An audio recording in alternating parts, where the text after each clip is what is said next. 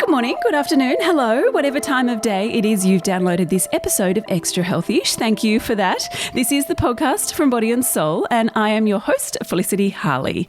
Now, to celebrate 2021, the good bits we're celebrating, right? Yes. We're giving you our top 10 most listened to Extra Healthy-ish episodes, the ones you loved. We're giving a rerun. I actually loved recording this episode. It was with Dana Kerford. She's a teacher, friendship expert, and founder of URSTRONG, a social emotional wellbeing program for kids. And yes, there is a ton of stuff in there for parents too. Well, she's a pro at friendships and she wants you to be too. So we delve into the importance of these relationships for our wellbeing and how to not only be a better friend, but to make new ones, especially as an adult, as that can be kind of tricky to navigate. Dana, thank you so much for coming on Extra Healthy-ish. Now, how do you stay extra healthy-ish in your life? Oh my goodness. I love that question. Well, all of the emerging well-being science continues to tell us that relationships are the heart of our well-being. And I really absolutely, obviously that's what I do for a living, and I'm teaching children how to form healthy, connected friendships. But I walk the walk too. I prioritize friends in my life. And I also know that having fun is a big part of that for me. I know that for me, feeling good mentally and emotionally, I feel the best when I'm having fun and laughing with my friends. So yeah, for me, that's it. Prioritizing friendship and splashed in a bit of yoga too. I do and love to do some and yoga. A bit of wine, no doubt, I'm sure. What? I think fun is a really important thing to remember, because often we get so caught up in our days, we get busy and we forget fun. But fun it's important. Absolutely. It's interesting. I was involved in Snapchat's global friendship report the last couple of years.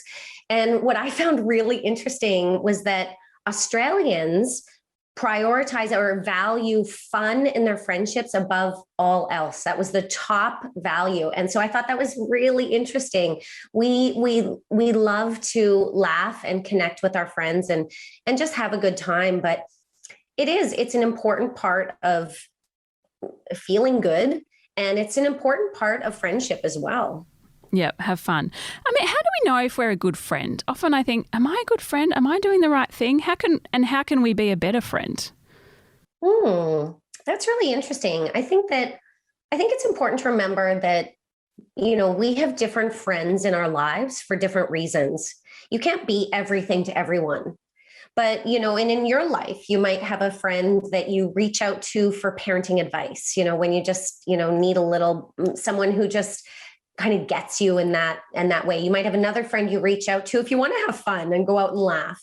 You might have another friend that you would talk to about family stuff that's going on. But I think that's the key, is just recognizing that we have different friends for different reasons. And so for you, you might be an emotional support to one of your friends, and just knowing kind of your role and what you bring to that friendship, I think is important, and just kind of, and you can be that person for them. But yeah, you can't be everything to everyone. And I think every friendship just has its different kind of vibe. Yeah, different nuances in every friendship. And also I think that's a great point, because you can be vulnerable to someone about something, but you don't have to necessarily lay out everything to that one person, although they're your friends, so they probably know it all anyway, but at least you can, tailor it to different friends. So how can we friendships are so important to well-being. How can we boost our well-being through our friendships? Yeah, well, I think prioritizing your friendships, number one, because we do continue to hear that when adults get busy, often friends are the first thing to fall off the priority list. So making sure that you are making that a priority, and it doesn't have to be, a long interaction. It doesn't have to be a weekend away with your girlfriends, which is hard to coordinate sometimes. It can be in these little moments, where you reach out to a friend. Again, that same study that I referenced, that Snapchat study showed 60% of Australians wish their friends reached out to them more. So I think it is important. We need each other. We need those connections. And so, sending your friend a message and asking how they're doing, just checking in with them, meeting for, again, for a glass of wine, just, it doesn't have to be long, but it is about prioritizing. And I mentioned, this idea of dropping the anchor, but just setting up maybe some consistent sort of connection points for you and a friend. Yeah. In your business, You Are Strong, you talk about friendship fires. Can you explain this to us? I mean, you talk about in terms of young people, but how can, as an adult, we deal with conflict and confrontation in relationships and friendships? Because that is hard.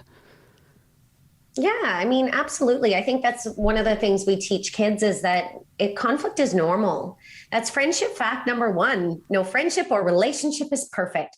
So we want to really understand that it's very normal to feel frustrated or annoyed by your friends. These conflicts happen. These friendship fires ignite. So a friendship fire is just a common, hurt feeling, misunderstanding, disagreement that happens between a friend. So the idea is that we say and do things that put our friendship fires out instead of making them bigger. So one of the things we often do as adults, like especially Felicity, our generation, we were raised to avoid conflict. We were raised to just suck it up, get over it, ignore it. And we know through the research that ignoring negative feelings actually amplifies them, makes them bigger. Same in our relationships. When we ignore these negative feelings and emotions, it actually gets bigger. So this idea of when we feel a friendship fire ignite, if we ignore it, it might spread and explode.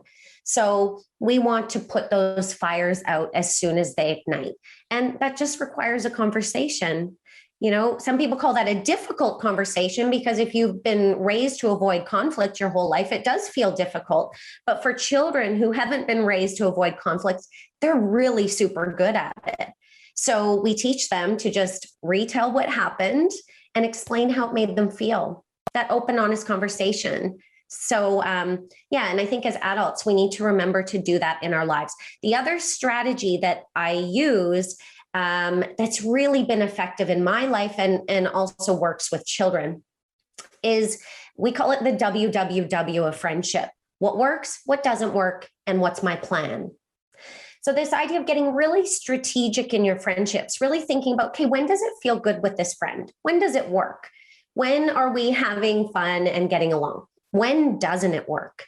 So what are we doing when we encounter friendship fires, or what are we talking about when a friendship fire ignites?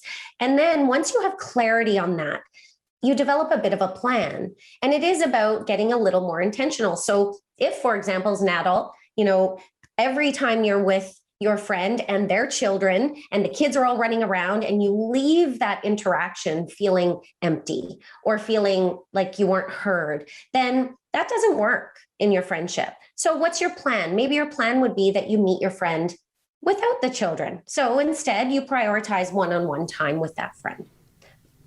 Making it sound so easy. I could go on and on, Felicity. Stay with us. We will be back in a moment. So what about if you've come to a point in your friendship where you think, okay, I don't feel like this is healthy. I don't feel like I'm growing. This is not helping my well-being. How do we break up with a friend? Yeah. And so I would bring it back to that WWW, what works, what doesn't work, what's my plan? If that list of things that what doesn't work gets longer and longer and longer and longer, and you can't really think of times when it actually does work and does feel good, then it is time to evolve the friendship. Not all friendships were meant to last a lifetime. Some friendships and relationships have an expiry date. And so it's this idea of friendship fact. This is our friendship fact number 4. Friendships change, and that's okay. So getting comfortable with this natural ebb and flow of friendship. We sometimes grow together with a friend, but sometimes we absolutely grow apart. So it is, I don't think that you need, as an adult, to have a breakup with a friend. I don't think you need to actually call your friend and say, hey, we need to talk and, It's not you, it's me. We need to break up. That is absolutely unnecessary as an adult. However, it is about getting more strategic about how you spend your time and just possibly declining, not possibly, absolutely declining those invitations that don't feel good and letting that friendship naturally evolve, which means that friendship naturally just you go in your separate ways. That happens. So your friend invites you to something, we kindly decline. Thanks for thinking of me. I'm going to have to pass this time around. Really appreciate the invite. But there might still be a little kernel of, something that does feel good with them. You might only enjoy just being, one-on-one with them, or you might only enjoy them in a group situation, right? You might not enjoy one-on-one with them anymore, but you're happy to hang out with them in a group. So thanks for the invite. I'm going to pass, but I'll see you at the park with all the other moms, on Thursday. Yeah, nicely so it's about put.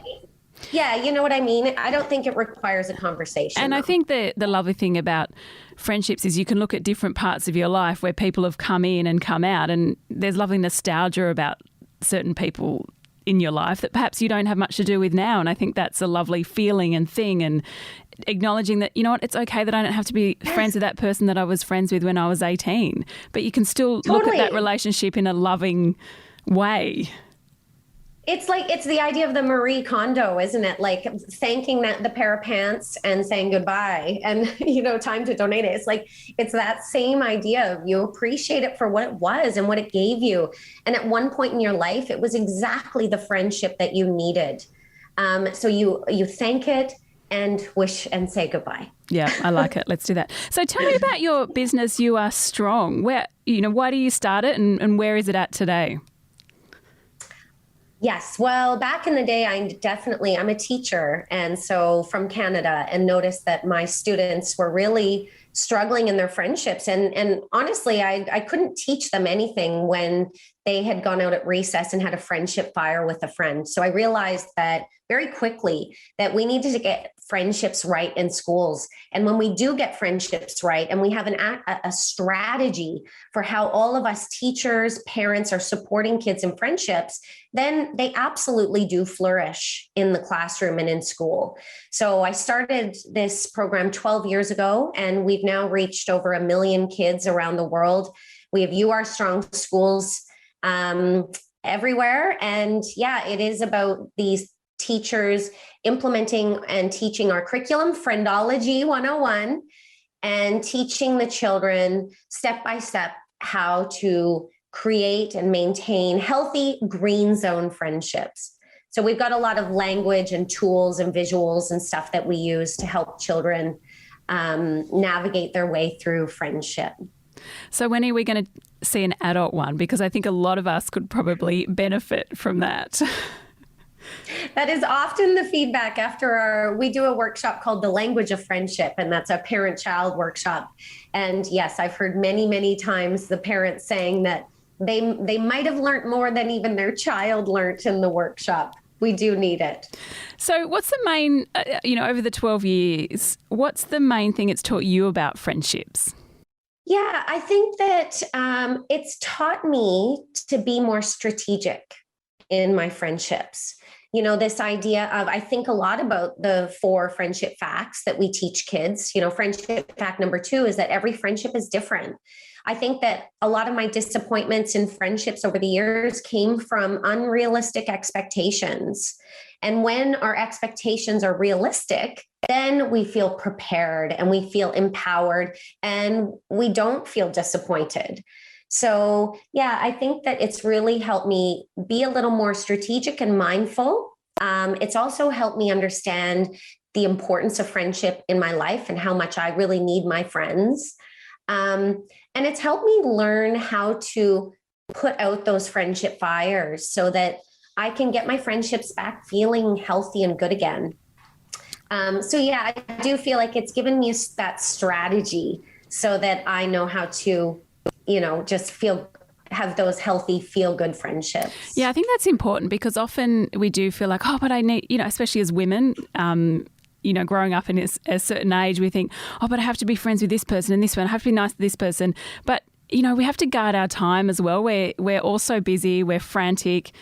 And I think just being strategic with your friendship, there's nothing wrong with that, whether you're male or female. And I think, you know, particularly men, they need, often need some help and motivation with getting out and getting there with, you know, getting together with their mates. So, I think you've... Yes, well, just like there's a lot of research on the importance of these healthy feel-good friendships, there's a lot of research on the negative impact that unhealthy friendships have on our lives. So that's the other piece, is like, I have learned to get very discerning about who I spend my time with, because the impact that those unhealthy friendships have on your well-being is significant. So I'm ruthless on Instagram and Facebook, deleting or muting people that just for whatever reason give me kind of a negative emotion when I interact or engage with them. So I think it's important, and that's called boundaries. You know, it's important to have really strong boundaries in your friendships. Keep the feel-good friendships in and keep the